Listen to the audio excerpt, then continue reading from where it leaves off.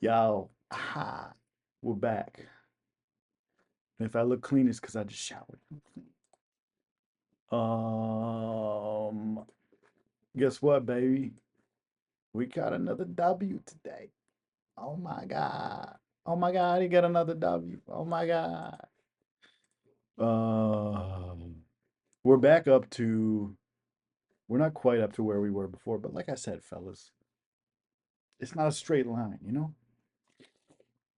So, uh, I'm pretty happy with today. And if you watched my last video, you would know that I have this table now to help me define my risks. And by risks, I mean risk. Um, I'll show you that in a sec. Let's look at the what actually happened here where I decided to trade. I'm doing my best not to show you the far right edge because I don't want to spoil it because guess what? I got a live trade for you. Um, but basically, it was actually a really wacky day going into my trade. And it was kind of late too. It was afternoon. Uh, there was not really good directionality. What I did see is that we broke this level, and we were not breaking lower than this level at a point. So we had this big push up, and this was a nice couple of strong couple of bars, but it didn't look as good as this demand zone that formed right here when we got these two big green bars. Here's another one that's honestly a little sketchy. Is that it didn't crack this high either. Um, but it did come straight back down. The EMA is starting to slope up a little bit. And sometimes that's all it takes is just this nice little boink and then boink and then go boink straight up again like this. Well, it doesn't really matter if it's straight on the drawing, but um, that's what I saw. I was a little sketched out. And let me show you the candle. Boop. So the candle here, oh, well, is really what convinced me also. That's a really nice rejection. It did not want to be in that zone. It didn't want to go back down below the EMA. And so I took this candle and I drew out my RICS, which was 20 points. It's getting a little jumbled, but that's 20 points of risk. Um, I am on the MNQ, but I was looking at NQ. So 20 points of risk, that's $400. I'm like, I kind of just want to risk $200. $400 would just take me back to zero, which isn't the worst. But given the action, I'm not super confident. So let me just take 200 of risk. Now, if I couldn't do mental math, which I can't, but if this wasn't super easy, obviously 200, I'm just gonna do half risk. If I didn't know that, if I was even worse at mental math, I'm gonna come over here and say, okay, 20 points of risk on NQ. I want to take it over to MNQ. I'm just gonna take 5 contracts. That is half of 1 point on NQ. So what do I do? I come over here, I take 5 contracts. So what I did a little differently, which you're gonna see um, in the video, is because I had 5 contracts, so I was gonna just like chew it and screw it. I was just gonna set it and forget it. You know what I'm saying? But because I oh boy, because I'm like I had all these. Honestly, it wasn't good practice. I should have just left it. It worked out, but because I had this 5 contracts, I was like, you know what? Let me play around a little bit. You know what I'm saying? Let me just like see what I can do. You know what I mean? Because I'm thinking that this is the move that could break out of consolidation. And I don't really play breakouts. I'm not even like a fan of breakouts because they can fake you out so easily. Um, hopefully this makes sense. Yeah. So, yeah, let's just look at what happened. Just want to make sure that looks okay. All right, you can see that. So,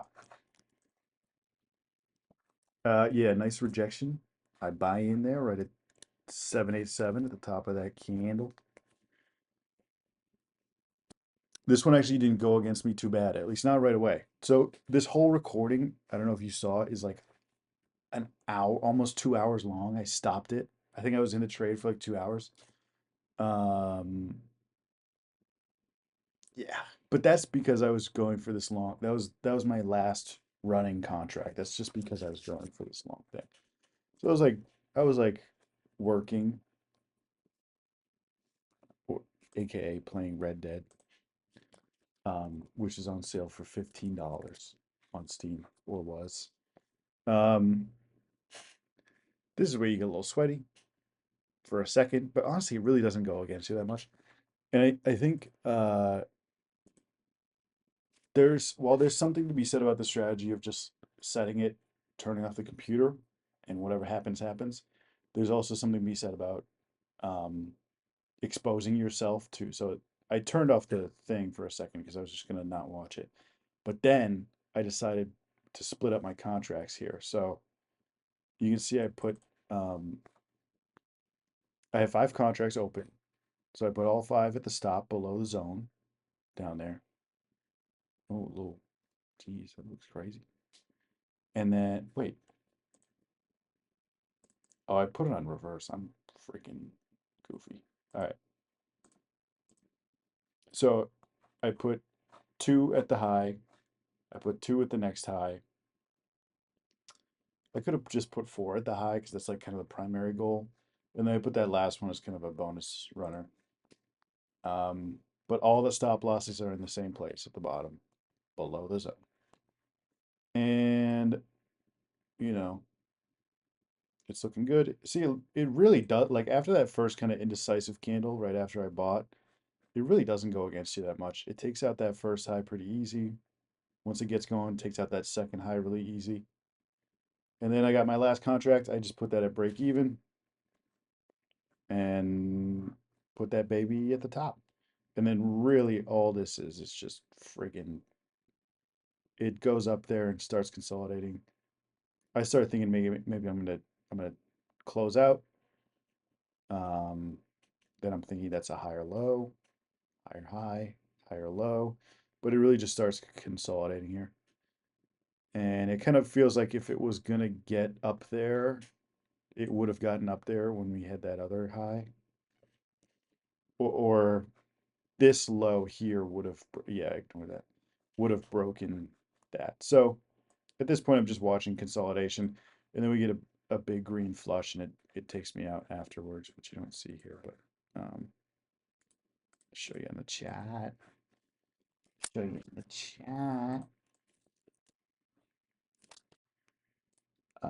Yeah, yeah. So that was it. So this big green thing, I had my final stop right here, and then just a big red thing. I mean, so yeah, if this like it comes up here to make this high, didn't break this yet, but I'm like maybe it could come down here, go back up, but it's but I'm happy with that. That was good performance today. Um, not great context again, but good entry. And 203. Um, I keep thinking it would have been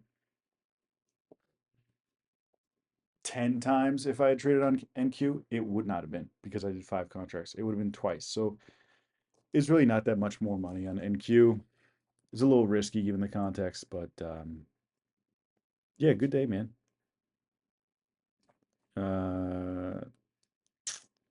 I don't know. That's it.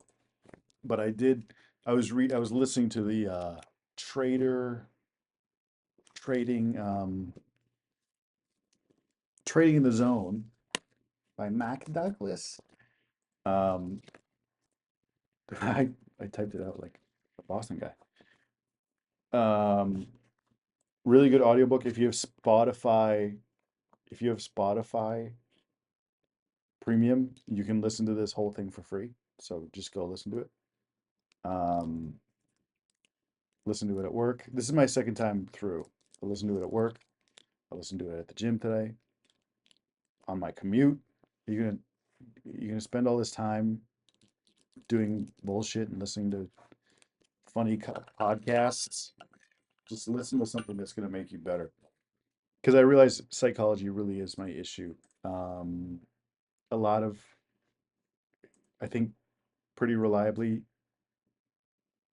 beginner traders go in and like they're like, I need to break the market. I need to crack the market. I need to delve in as deep as I can and digest and like dissect it. And that's what I did.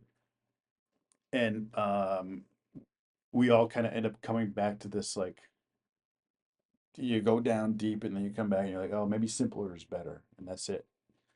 I still want to explore auto flow.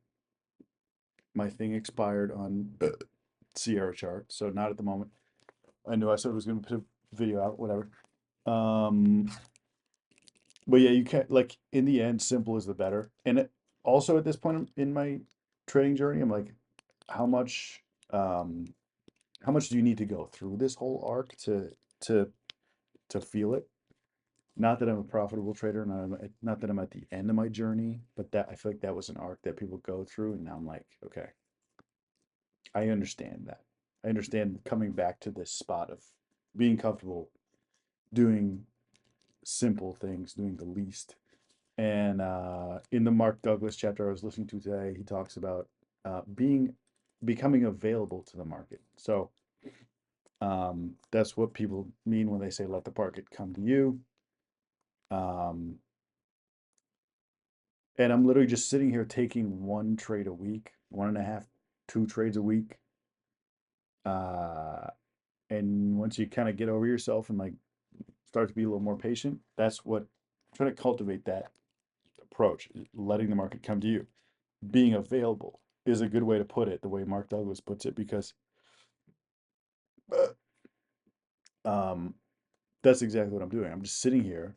I have my laptop open. It's not my main focus, but I'm here in case something happens. I'm making myself available to the market. I'm not sitting here grinding, looking at my screen 24/7. You need screen time. You need to absorb the market, but I'm not sitting here looking at every tick go by while I'm doing other shit. Um, if I see what I like, I'm available. That's it. Maybe as a beginner, you need more screen time. You just need to, you know, grind it out.